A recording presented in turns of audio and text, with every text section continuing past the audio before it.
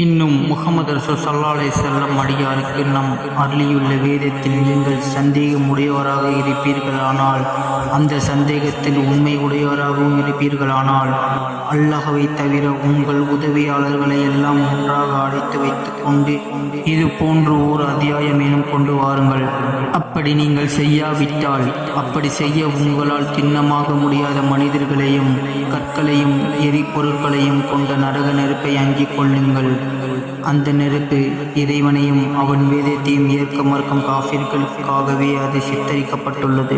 நம்பிக்கை கொண்டு நற்கர்மங்கள் செய்வோருக்கு நற்செய்தி கூறுவீராக. சதா ஓடிக்கொண்டிருக்கும் ஆறுகளை கொண்ட சுவனச்சோலை அவர்களுக்காக உண்டு. அவர்களுக்கு உண்ண அங்கிருந்து ஏதாவது கனி கொடுக்கப்படும் போதெல்லாம் இதுவே முன்னரும் நமக்கு கொடுக்கப்பட்டிருக்கின்றன என்று கூறுவார்கள். ஆனால் இது போன்றுதான் கொடுக்கப்பட்டிருந்தன.